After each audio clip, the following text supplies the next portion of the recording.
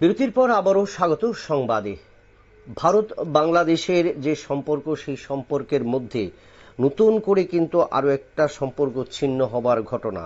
ভারতের স্থলবন্দর দিয়ে একাধিক পণ্যের আমদানি বন্ধ করছে কেন্দ্রীয় সরকার। খোলা রাখা হয়েছে শুধু কলকাতা এবং মুম্বাই বন্দর।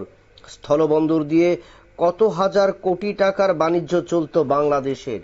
সমস্ত বিষয় উঠে আসছে, কিন্তু এই নিষেধাজ্ঞা জারির পর আগামী দিনে ভারত বাংলাদেশের সম্পর্ক কোন দিকে, কোন কোন পণ্য সামগ্রী শুধু আসা যাওয়া করতে পারে, আমদানি এবং রপ্তানি করা যাবে, সেই বিষয়ে জানবো।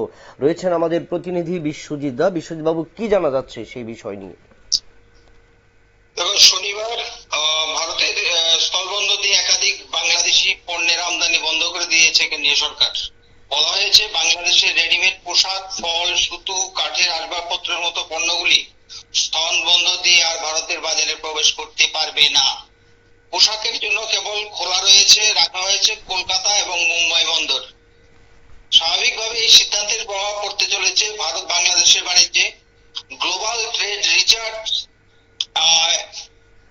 ইনিশিয়েটিভের যে একটা রিপোর্ট পেশ করা হয়েছে, সেই রিপোর্টে বলা হয়েছে স্থলবন্দর বন্ধ করার ফলে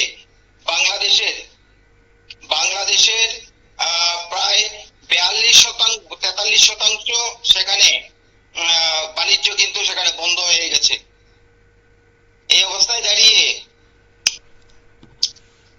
যে কথাটা বলছিলাম। হ্যালো হ্যালো, হ্যালো হ্যাঁ, হ্যালো হ্যালো হ্যালো, শুনতে পাচ্ছি। বিশ্বজিৎ বাবু বলুন। সংযোগ বিচ্ছিন্ন হয়েছে। আমরা পরবর্তীতে আবার জানবো যে ভারত স্থলবন্দর দিয়ে একাধিক পণ্য আমদানি বন্ধ করেছে কেন্দ্রীয় সরকার, এবং এর ফলে কিন্তু অনেকটাই প্রভাব পড়বে দু দেশের মধ্যে।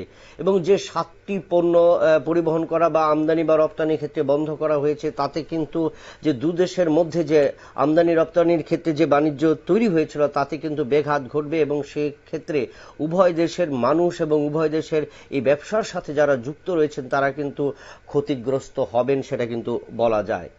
নিয়ে নিচ্ছি আবারও একটা ছোট্ট বিজ্ঞাপন বিরতির, সঙ্গে থাকো।